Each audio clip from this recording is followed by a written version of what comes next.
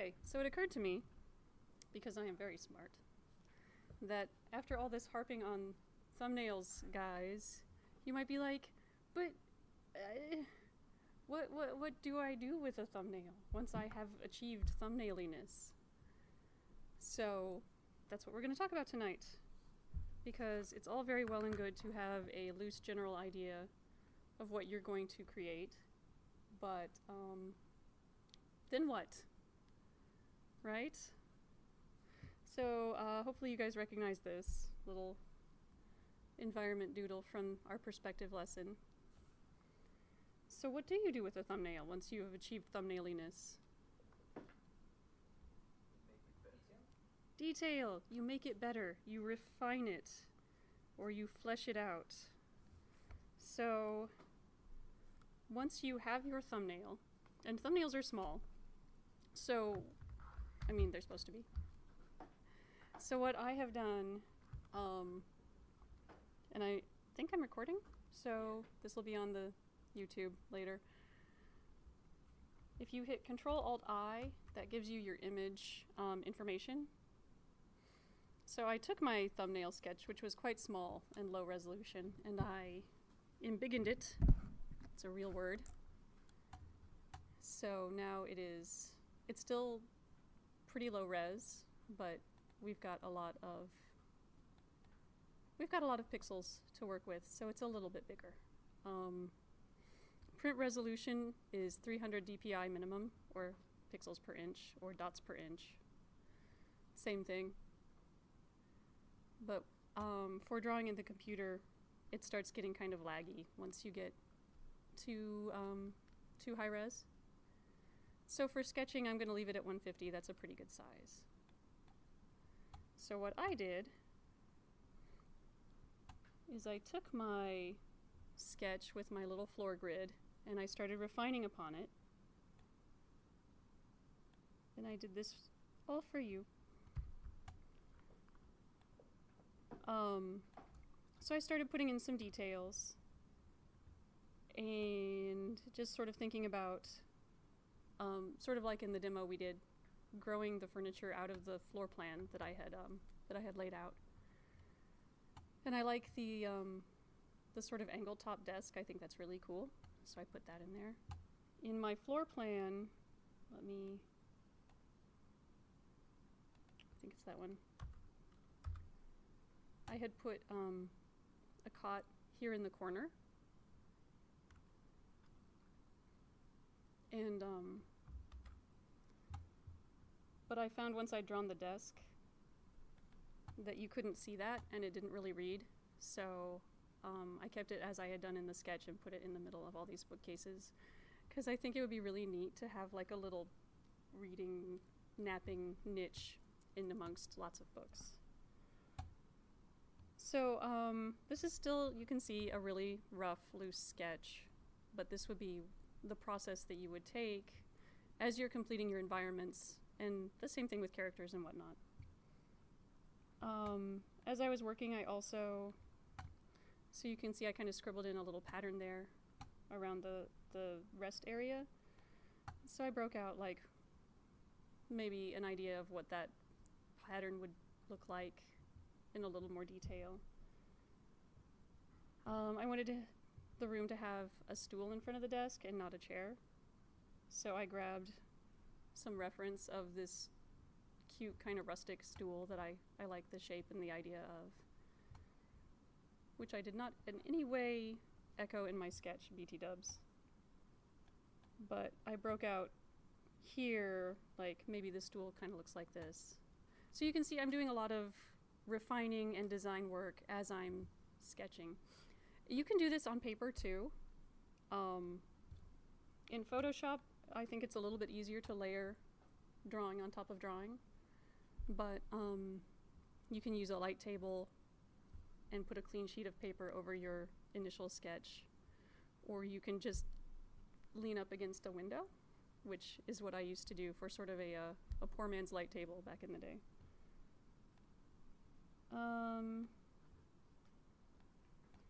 So I drew sort of a front view of what the cot niche looks like, and I sort of gestured in some detailed designs. Another idea instead of this leaf pillar thing. And I thought a rug, and I will throw back to that star pattern design that I came up with for my prop and sort of have that be an echo, because this is like the wizard's secret study, right? So that's so far so good. Yes?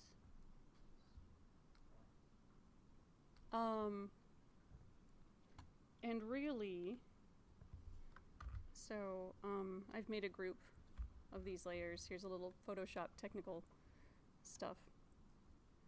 When you, I'll undo it. So when you have a bunch of layers that you want to group together, and you can see over here on the right in my layers palette, I've selected all these layers. You can hit Control G, and it puts them in like a little folder all by themselves. And then of course you would name it, because we name our layers, right? Because we don't want to make our instructor cry if she ever has to work with us. And we have 97 layer 12s. So if I were going to turn this into a polished environment drawing for, like, say, my final project, what I would probably do is lower the opacity on my sketch and get rid of some of these other background layers, because that's a little too much information.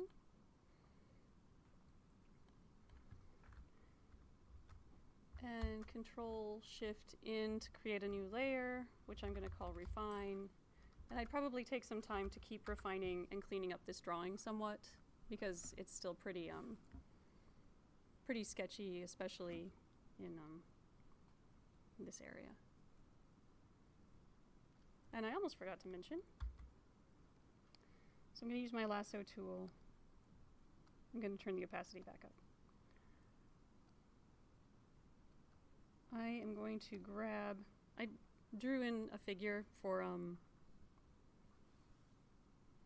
size reference, you know? Because it's really easy when you're drawing in perspective, at least if you're me, maybe you guys don't have this problem, to make sure everything's the right size. So I sketched him in just on the same sketch layer, but I want a copy of him. And we went over this in the perspective lesson as well, but I'll just repeat it. So I'm going to Control J, and that duplicates that element that I just selected with my lasso tool. I'll name that dude. Turn back on my grid.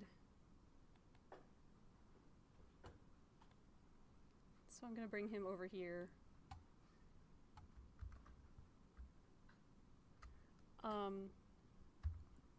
So I hit Control T to transform him, and I'm going to scale him down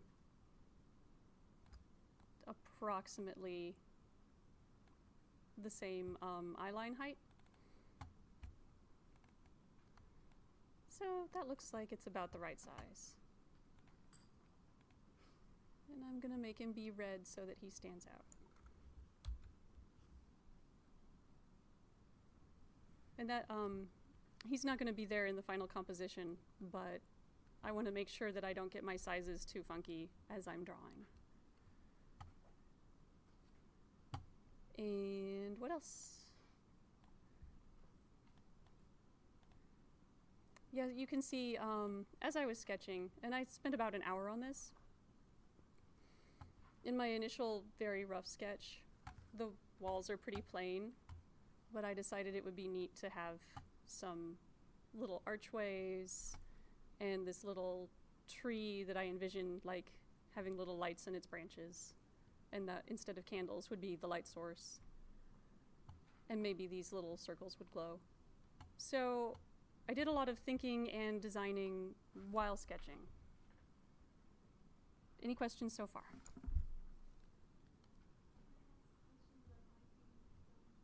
There are no dumb questions. So like you selected and transformed that person. Right. So generally when artists are doing concept art and they have a character that does have like a controlled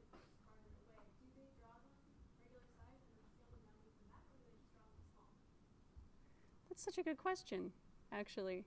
It probably depends on your workflow.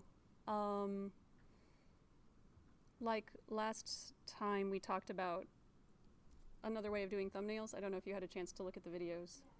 Okay, awesome. So,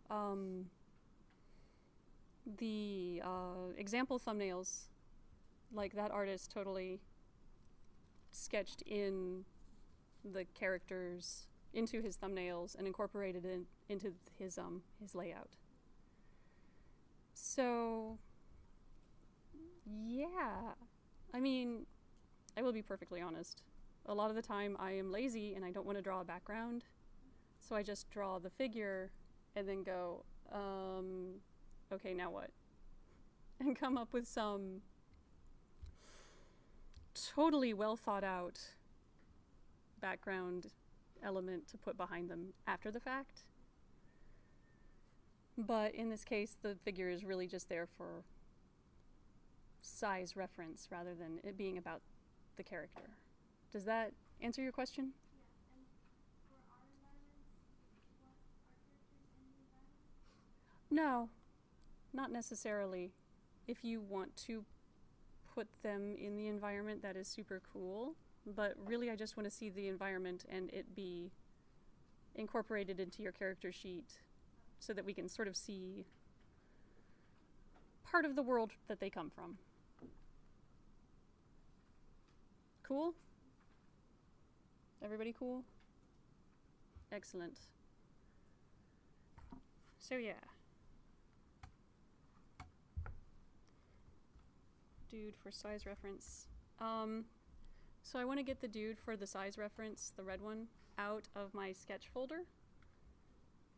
And I could just drag it, and that would work.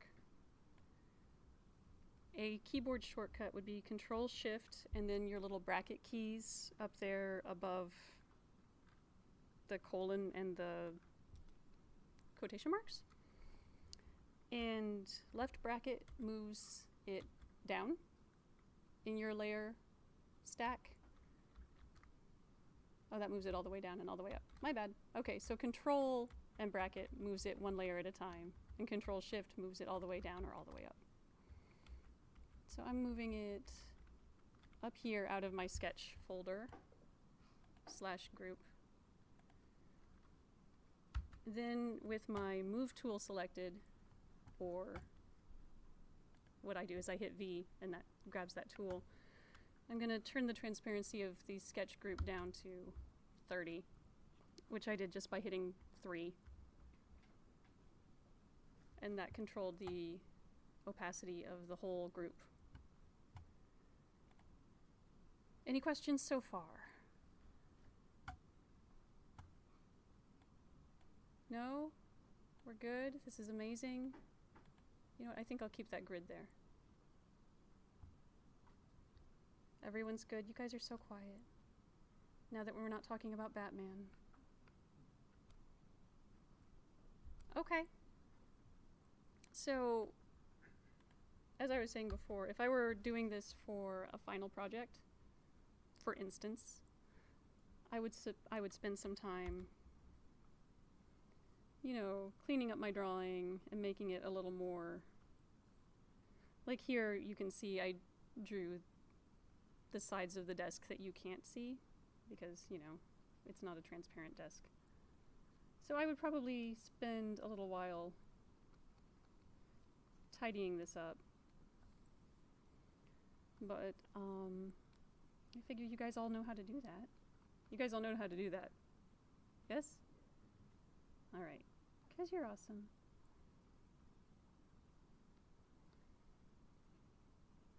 So we're going to jump over to the other file that I made for you guys. So we're pretending now that this is a beautifully polished sketch, which means it can still be a little loose. It doesn't have to be like amazingly perfect lines, you know? I asked you guys in the earlier part of the class to pay attention to the lighting in some of our cinema examples, because light or values of from black to white. As we talked about with the thumbnail thing, show your area, your environments to good advantage. So I took some time and I just really messily slapped on some values from not quite black to not quite white. And these are a greater range than we used in our thumbnail exercise last time. Oops, I don't know what I just did. Just sort of thinking about how this room would be lit. And so one way you can do is sort of like we did with the thumbnails, is just grab your grays and just sort of start throwing them on here. Oh, and I should mention, Control-Alt-I, I made this file smaller when I brought my sketch over because I'm really not interested in precision, so I don't need a large high-resolution file. I also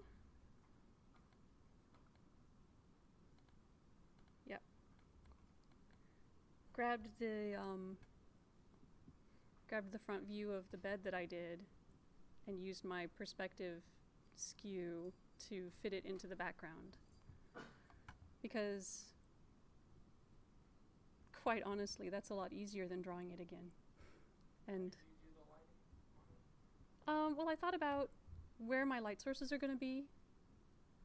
So I decided this little tree is going to have lights in it. And maybe these are like built-in magical light sources. So I thought those are going to be my brightest areas. And I did them with the, I started off with this not quite gray, sort of medium gray. And then did the centers with this lightest gray. And just kind of brushied them in, technical term.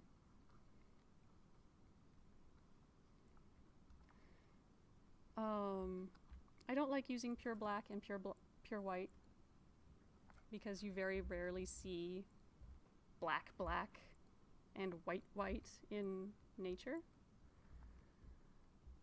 But I just sketched it in. That's really super dark. See, I don't like that.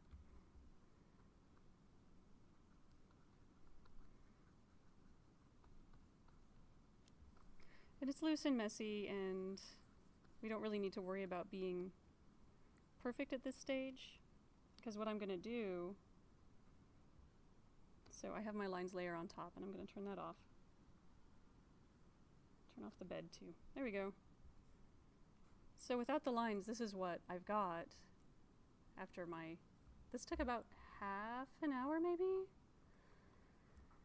of brushies.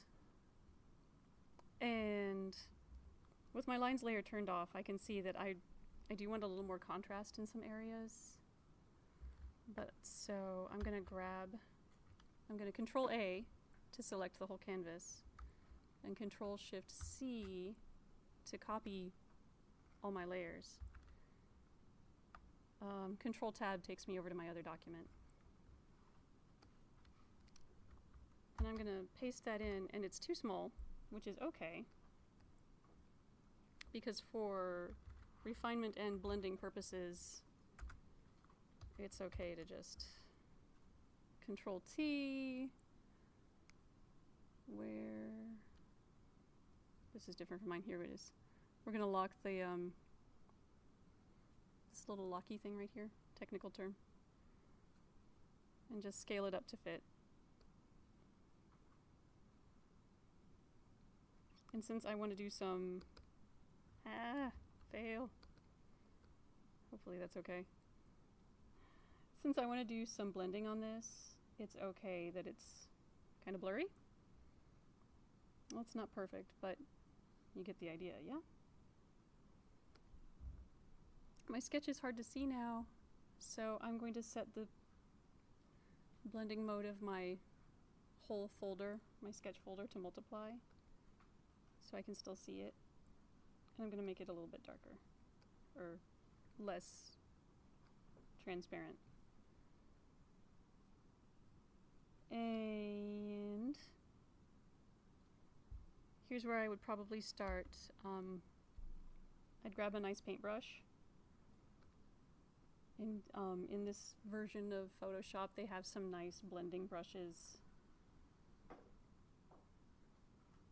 that you can play around with if you choose to use Photoshop. If you choose to use traditional media, which is totally a-okay, then blending is actually a lot more natural and easy to do, I find. My preferred medium is markers, and once I discovered markers with blending, I was like, yes, I'm never using Photoshop ever again, which was a lie. But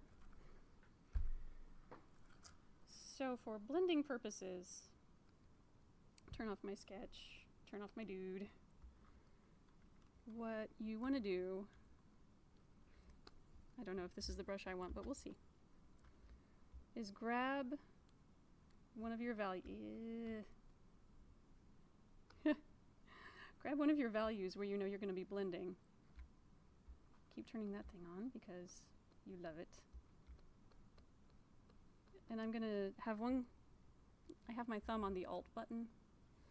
And as I'm painting, I can press down Alt and grab a color with the eyedropper and sort of, you know, start softening these edges. And play with how light or dark it is. I might want to come over here to transfer and turn my opacity jitter on a little bit. That controls how opaque my brush strokes are going to be. So that gives me a little more blendiness. There we go. So that's one way you can deal with this.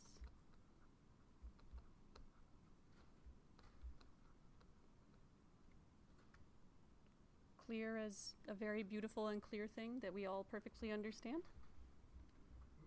I believe that's the saying, right? Awesome. So that's one way. Good? We're good? Excellent. I'm gonna go back over here to my values file. Another way you can do it is, let's turn that down somewhat, gradients, and that's a little quicker.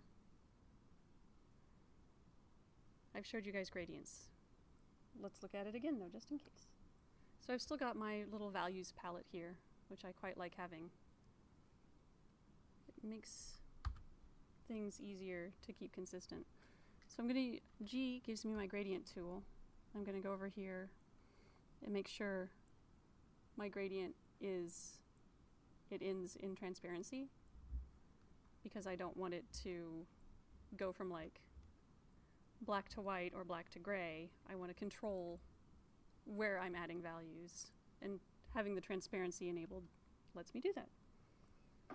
So I'm going to grab, again, Alt gives me the eyedropper. I'm going to grab my dark value.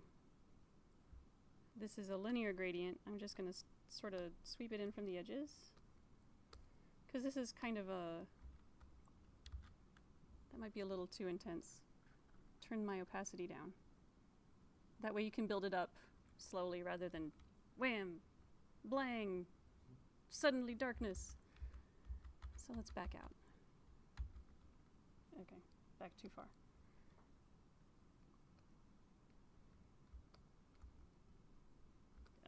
And just like with your line tool, if you hold down Shift, it makes the angles stay straight. So I'm going to layer in some shadows from the edges. I did it on my lines layer. So Photoshop does not yet have the ability to automatically detect which layer you're looking at and thinking about. So I totally goofed. That's okay. Let me find my history.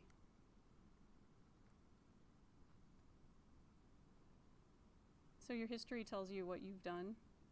What did you do? I did a lot of gradients. I'm going to go back and get rid of that. And sometimes that's more efficient than using Control Z, Control Alt Z, Control Alt Z forever. Let's try this again. Grab that. Gradients. Am I on the right layer now? Yay! Photoshop is fun. So this can give you like a starting place with your lights and your lighting scheme for your scene. The next one is the radial gradient, I think it's called. Thank you. Things have names. It's important. You should know them. But have you noticed when you use a thing a lot, you like forget what it's called? Maybe just me. The thingy. Get the thingy. So this is handy for like little glows.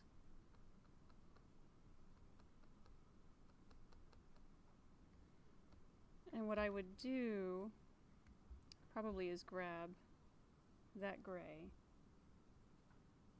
and I don't have my color thing.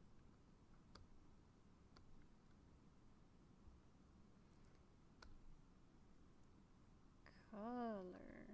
There we go. Grab that gray and make it just slightly lighter because you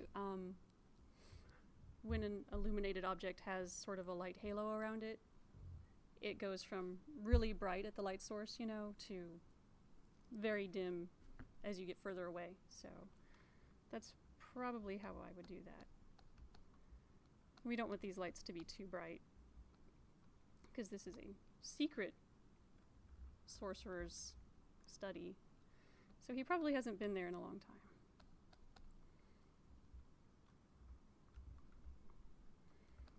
And I'll make this one be the brightest.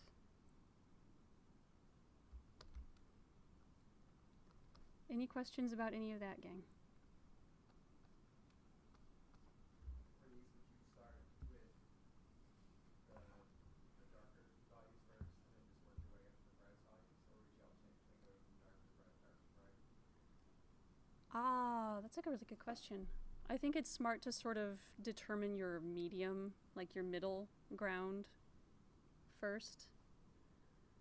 And yeah, maybe bop back and forth a little bit so that you have a good balance. So you want to have like the last values and work on do your darkest and your lightest. Yeah. So while you already have your medium values already taken care of. Yes, I think so. I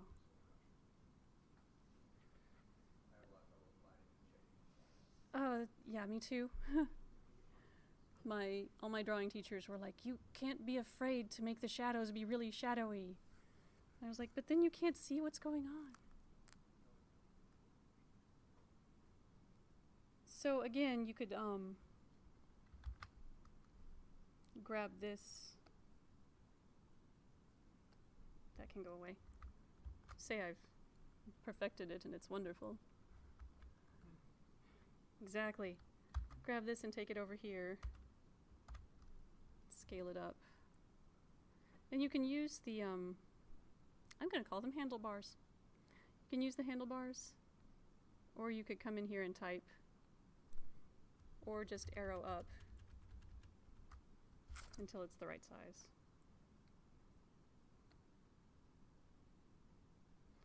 And it's supposed to helpfully snap to the right size, but it's not really cooperating with me today. That's okay.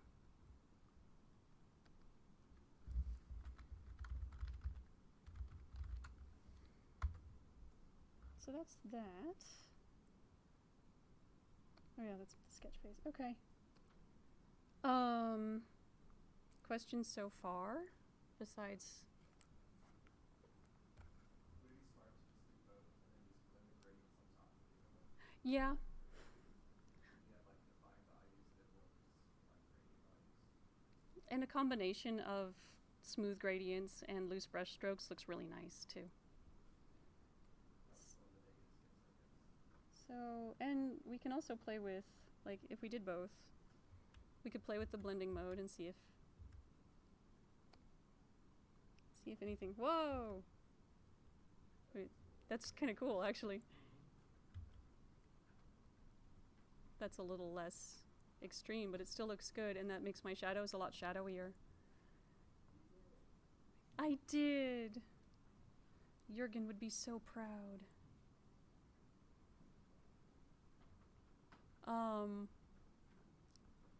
This is actually a good jumping off point. And from here I could lighten up some of my lights and do some blending and make it all beautiful. One other thing, we're still pretending my sketch is not quite so horribly loose.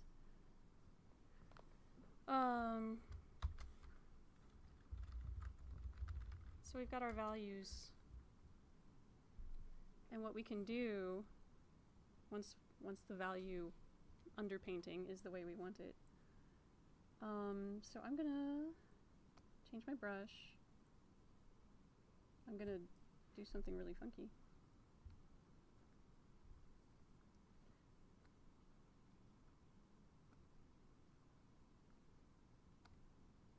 Okay.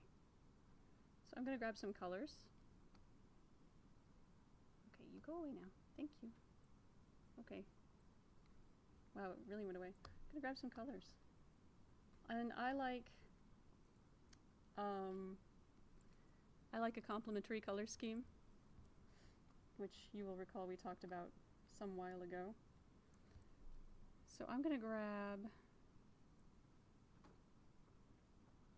for my base, I'm gonna do purple and yellow complements with a sort of brown in the middle, because a lot of the materials I'm imagining of this room are gonna be wooden. So I'm gonna turn off that chair thing. It's not exactly a beautiful brown, but hey.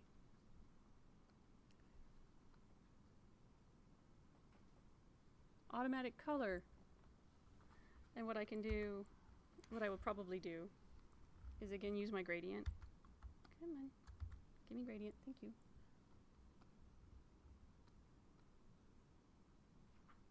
And do some purple in the edges. Come on. For really dark darks. And do some, like a nice yellowy gold halo around my lights. And that's sort of a way you can add more color on top of your value painting.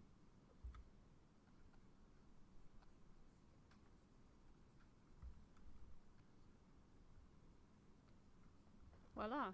Questions?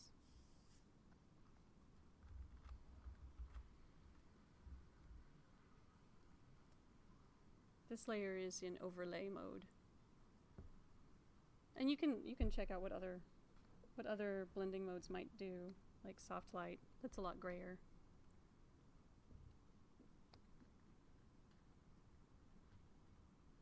It's a lot more extreme. And so on.